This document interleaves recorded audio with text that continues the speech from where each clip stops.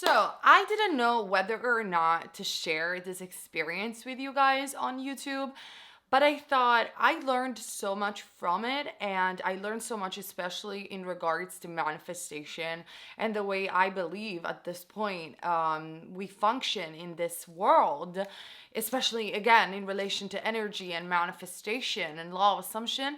That I thought, you know what? Screw it, let me share my DMT trip experience.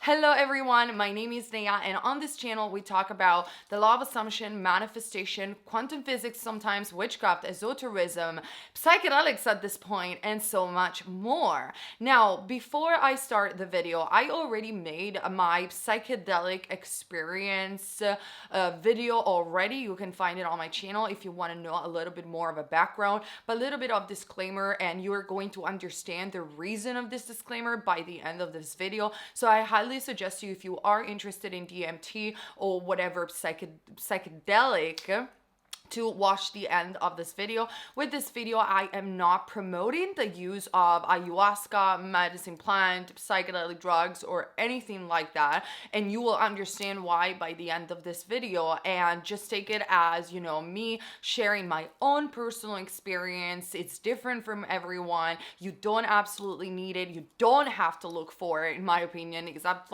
you just don't have to look for it. And you can get the same results in another way that I am going to explain, because I did, and I just need to explain you guys. So just take this video as just information and sit down, take your popcorn, let's get started. So I probably, if you know my channel, I already tried psychedelics in my life, but one of the psychedelics that I never tried was either ayahuasca and DMT.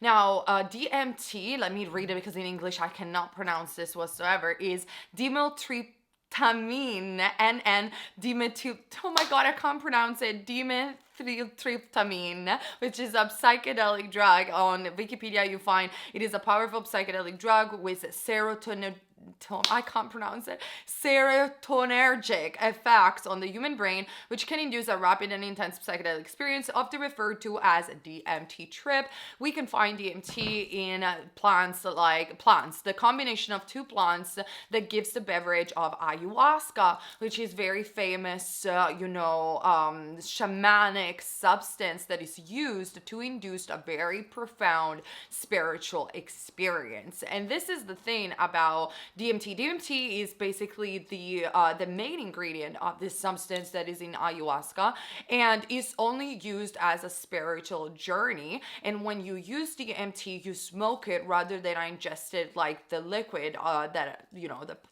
potion that ayahuasca is. Sorry, I'm not being too technical today, but I hope probably if you're watching this video, you already know this stuff, right?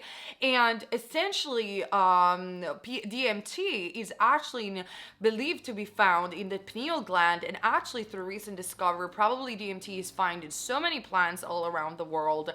And if I'm correct, also in other organs of the body, is naturally produced by the body through the pineal gland when we die, probably when we're born, and also it is slowly released when we are dreaming, from what I gathered in terms of information. Make sure you make also your own research, as I am not 100% sure all of this information are 100% accurate, but I did watch documentaries about it after doing the trip, so I could make this video. And as you guys know, I always love to experiment and know better. If you know better, please comment down below. By any means, I'm not trying to preach anything about DMT or anything like that, but so essentially I do believe now, after I did it, and I can compare it to LSD or other psychedelics that I've tried in my life, that it's not a drug, it's not a recreational drug. DMT is very similar, and I'm going to explain better by the end of the video what happens to you when you are in deep states of meditation, when you enter the gamma wave state and you sort of see visions through your meditative state.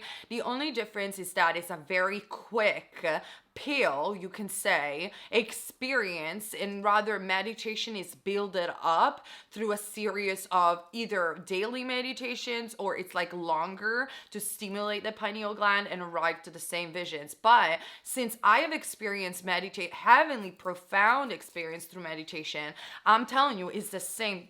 thing in my opinion, but I will explain more by the end of this video, and that is why you shouldn't seek for it. And in the shamanic journey, what is believed, especially for the plant of ayahuasca, is that every plant, and especially this plant, this combination of these two plants that create ayahuasca, have a spirit attached to them that guides you, and it basically is the journey, is the DMT, is the ayahuasca that finds you, and you shouldn't look for it, because you don't take this as a recreational thing. You won't see anything, in my opinion, if you just use it to get high, but you have to take it with a spiritual intention to open your consciousness. And you can describe it as the death of the ego. Many people described it as the death of the ego. Many people described it as you're going to encounter your worst fears and then confront them. I don't necessarily agree to all of this, but again, everybody has their own experience. Now, the way it happened to me is that I never looked for it. Like, I never wanted it. I never felt I necessarily needed it. And I said, if it has to happen to me, it's just going to happen to me naturally. I will manifest it because my soul wants to experience that. Or perhaps like I just have to do it. You know, I go very much with the flow. And one day I was just like out and about, and I had this thought in my mind, now is the time. I don't know why. I just thought in my mind, now is the time. And I was with the person at that time. I don't want to disclosure too many details to protect the privacy of everyone, but I was with someone, and I just intuitively know that he had it. And so I just went for it, and I said, this is the time, I'm gonna do it. And it's like, how do you know I have it? It's like, I know. Like, and by the way, this is very interesting experience for me, because as a psychic, I just felt that it felt like an experience that validated my psychic abilities and what I was able to see without it even more. So what happens is we went back home, and this person was explaining to me everything, like, you're possibly going to see your fears, you have to be happy, like, just go for it, don't resist anything, maybe, and even told me maybe you should watch some videos, educate yourself a little bit more before you do it. And I said, no, I know what I'm doing. I am in a completely perfect state. I am happy. I do not want to hear other people's experiences. I don't want to hear anything from other people. I don't want to even know more about it. I want to have my own experience, and then after I'm going to have my experience, I'm going to research, because that's what I do. I want to have my genuine experience without being conditioned by other people necessarily. So what happened is, before I had some of the ayahuasca leaves, so that you smoke, and they told me that that should have produced like geometrical patterns, colors, energy field around the room or around people. And for me, it was like,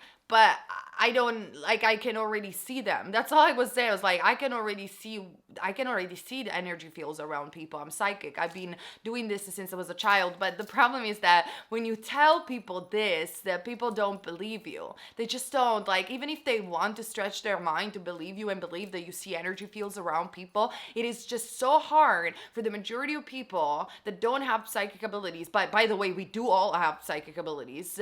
It's so hard to believe something that they never experienced themselves, and it's totally understandable. So when I tried these ayahuasca leaves, I just could, like, the reality was looking exactly like it looks to me. Like, yeah, true, I could see geometrical patterns, energy fields around objects and stuff, but I can see it anyway. I can see, so I didn't really feel a lot of a difference between what I can see if I concentrate and what I could see with this. Like, it was just the same thing. So that was a little bit disappointing, yeah, but I was like, okay, fine, like, no big deal. And then I did the DMT. So I smoked 3 or 4 times, but like quite a bit. And initially I couldn't feel anything. Apart from feeling a little bit jelliness. And then after the 3 or the 4th times, I literally sat down and said, this is working. like now I can see. And that is where the interesting stuff coming up, because I just literally fell down on the couch and everything started to spinning so fast. Imagine like a roller coaster, when you are inside of a roller coaster and everything spins so fast, and I could feel my ego. And when an ego, in my opinion, it's not the right terminology. It was more my conscious personality, my conscious mind. I could feel my conscious mind, which is right here. I don't know why I was indicating right here.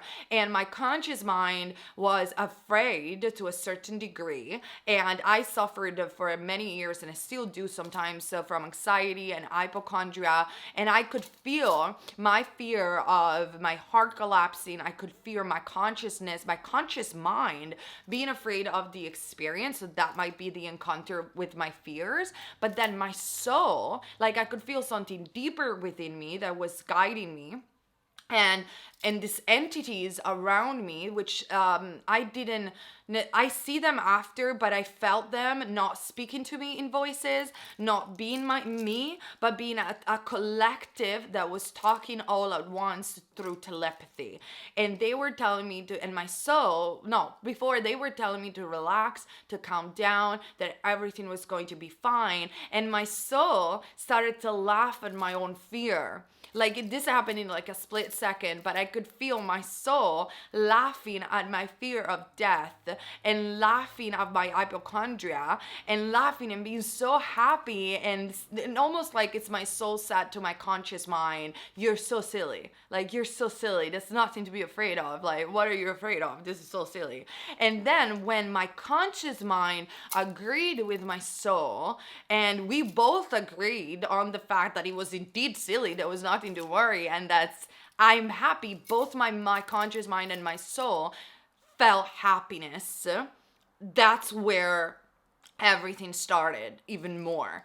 And before I start telling you the story further, I believe that this has taught me tremendously heart and mind coordination and how manifestation works. And manifestation works, in my opinion, because when your soul wants something, desires something, and your conscious mind, your ego, but I don't like to call it ego, because it seems like when you call it ego, it seems like you are antagonizing something that is part of you, and that it's not your enemy. It's not your enemy whatsoever. It's your personality, it's your conscious mind, and there's nothing wrong with that.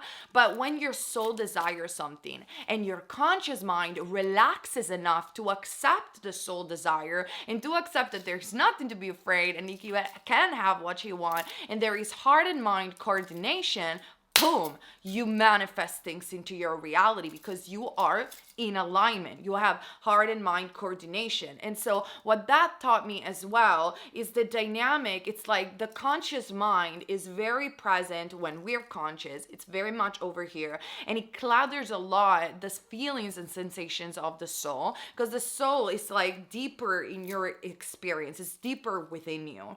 And so you must, when you're conscious, you must pay more attention to your feeling, your heart desire, than the conscious mind, because unless the conscious mind is agreeing to your soul, it might interfere with your higher life tracks or your higher experience, and it might create, again, limiting beliefs or blocks.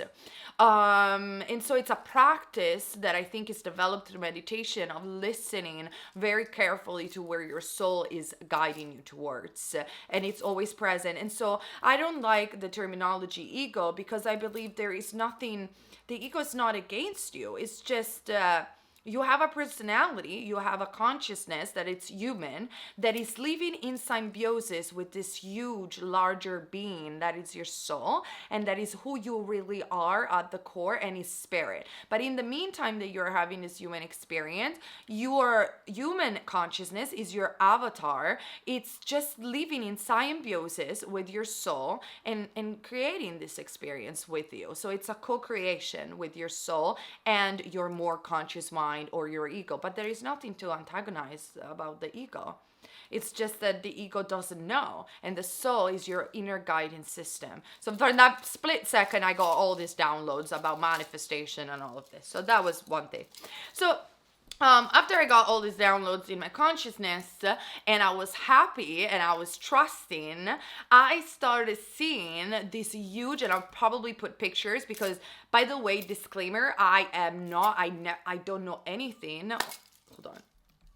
I don't know anything about Aztec, Mayan. I don't know anything about shamanic journeys that much, or ayahuasca, and especially, I'm gonna be very, very honest. I never researched it. I never was interested in Mayans that much or Aztec culture. I'm just not that interested. Now probably I will be. And the reason why that is because I started seeing this like when you're inside of a temple, but think about it more colorful.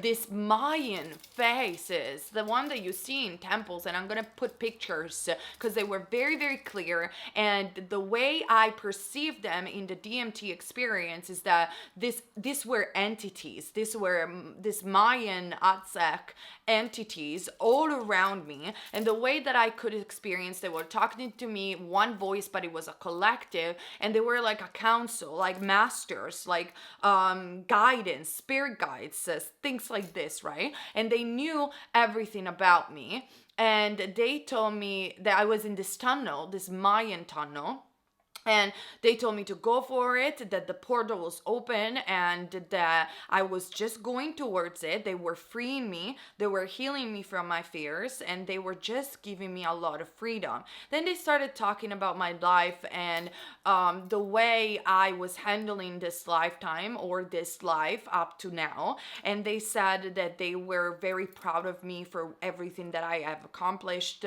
but they weren't meaning like accomplishment in terms of success or action.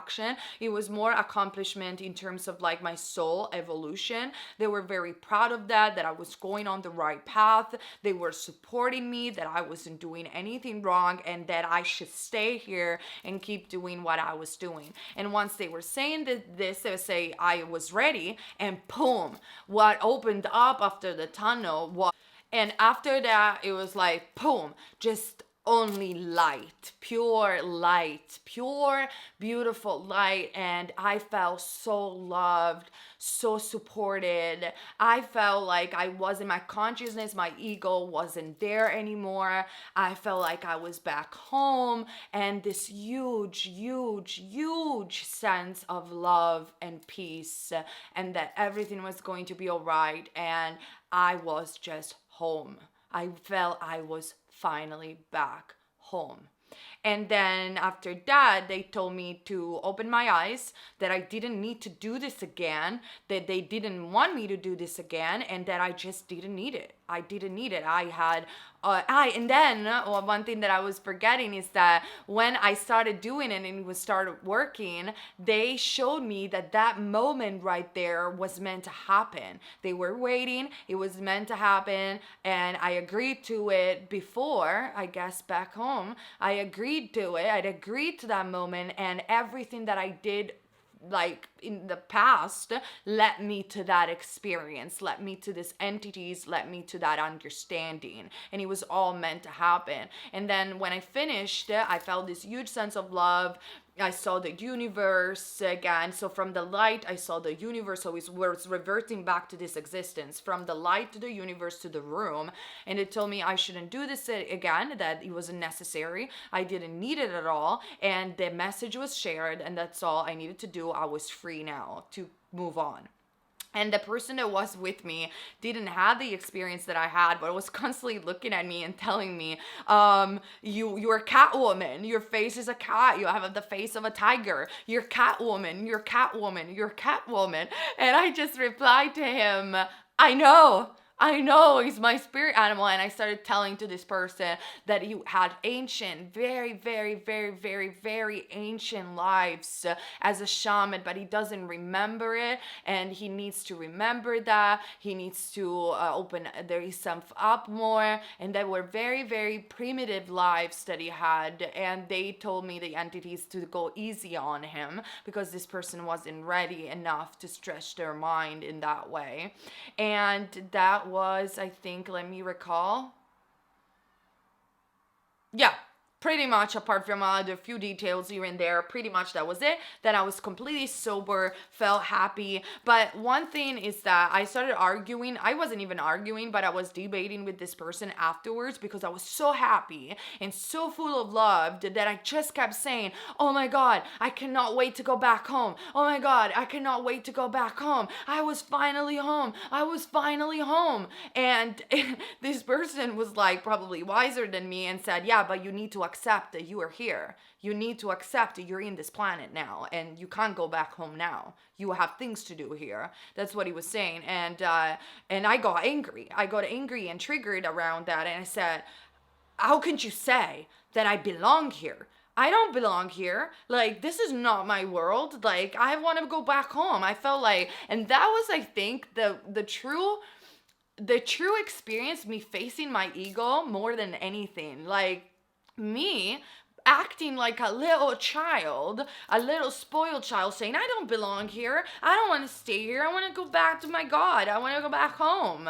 And this person telling me, calm down. Like, you gotta accept that you're here for a reason. It's not your time to go. You need to accept that you're here. You can't go. And I was like, what do you mean I can't go? I was like, what do you mean I can't go? I don't belong here. And he said, no, you need to accept that now, for this temporary moment, you belong here. And I was like, fuck. You know, it was really hard for me to accept it. But then I said, he's right. I should be happy. Everything is going right. They told me that I'm going towards the right direction and I have to accept that I'm here and I'm here for a reason and there is nothing wrong. And then eventually I will go back home and rejoin with the light or with however you want to call it. So that was it. And wow, I mean, the entire thing taught me everything, and especially taught me about manifestation and why I believe now that there is this higher life track that we should follow that is inspired by our soul. But that doesn't mean that you cannot manifest other things. You can do whatever you want. You're not judged for it. But there is a golden, I saw it, a golden life track that is the highest for you, that will lead you to the understanding that you came here for. That's how I felt. And another peculiar thing, that I saw this person that had snake eyes. I saw, like, it wasn't a reptilian, but I saw snakes around him, and I told him, your spirit animal is a snake. You have snake eyes. But it wasn't a negative thing. It was just like, he told me I had a tiger face, I had a cat face. So that was that. Then I did it a couple of other times because obviously I didn't listen to the entities. I just did whatever the fuck I wanted to do, as I usually do. And I did it a couple of other times, but one time I didn't see anything. They were completely shutting me down. And the last time I did it, they basically showed me this tree, which I found later on Google, which is the tree of life. They told me that the doors of consciousness, I believe, they were already open for me. So there was no reason for me to do it again because it was already opened. I could already see it. And they showed me this huge, beautiful tree. And they said it was the tree of life, to just enjoy whatever was happening, that they weren't judging me. They weren't angry with me. They just repeated that I didn't need to do it. But in the moment that I was in there, to just focus on the tree, and they were working on me, and I felt the presence of little people around me, but they weren't people, like little entities, and a big, huge man, but he wasn't a man, it was a masculine presence. And they were telling me that the tree was giving me energy and that I was rooting myself in this energy, and I should just lay down like in a hospital bed or something like this and suck the energy in. And they were just giving me energy, and that's what I was going to get. And they said, do your experience now, and it's not necessary for you to come back. And it's very interesting because the other people that were in the experience with me, they didn't see what I was seeing. I asked them, did you talk to the entities? Did they talk to you? Did you see them? Did you have this? And they said, yeah, no, I saw this, I saw that. And some people were asking me like, but how did you do it? Did you ask question? I'm like, no, I just went for it. And some people said that they didn't see these entities and they didn't have this experience. But on YouTube, there are so many people who did. So that was it. That was the experience. Now, why I wanted to wait for you guys to come at the end of the video is because first and foremost, you don't need to do it.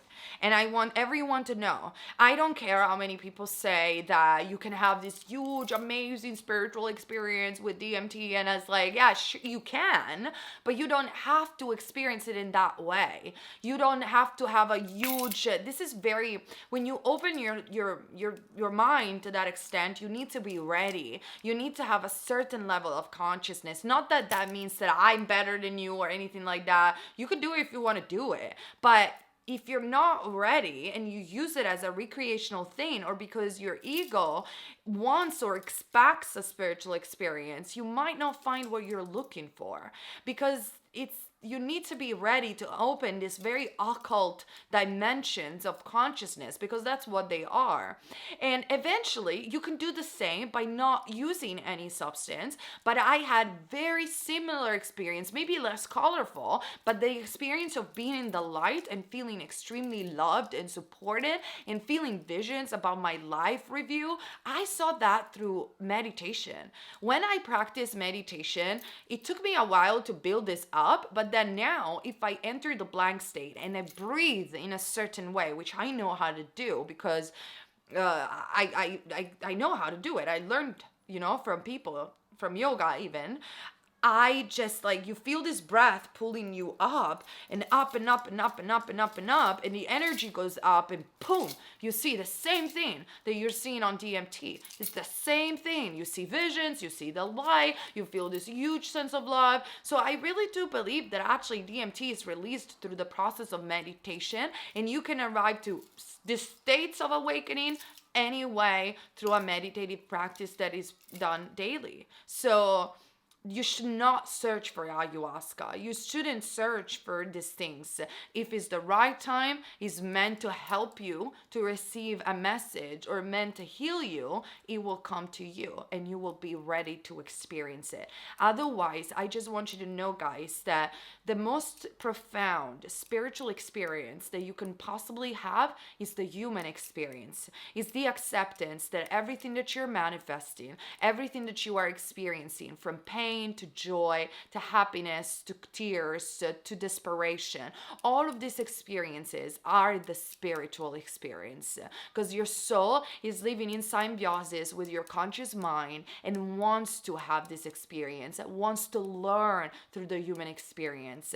This is true awakening. Awakening is not taking a substance and seeing occult stuff. It's not manifesting grandiose things necessarily. You can do all of this, and it's fun and it's interesting, but the real spiritual experience is day-to-day living, experiencing this world, be the observer of this world, and learning from your avatar, from your own personality, from the human that you have selected to incarnate in.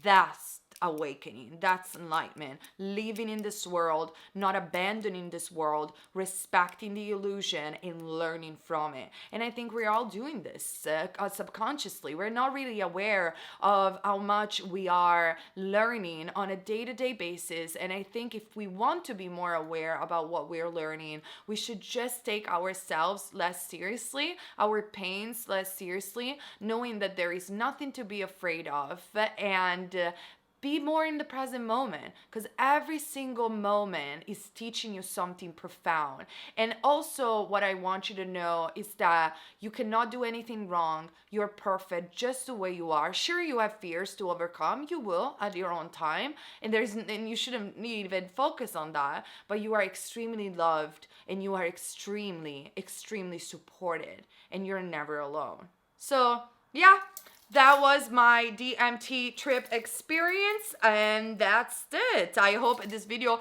probably will be super long, quite dark now, and I hope you just gathered enough information. It was interesting. More videos I will talk about God knows what at this point, but definitely subscribe for more videos about esotericism, metaphysical things, manifestation, so much more. On Patreon, I do also make extra videos. DM coaching is down below. And have you had a DMT experience? Have you tried ayahuasca? What are your thoughts? What are your thoughts about my experience? I just don't know, that's it really. And I see you very soon on this channel. Sorry if the video was a little bit dark. Love you guys.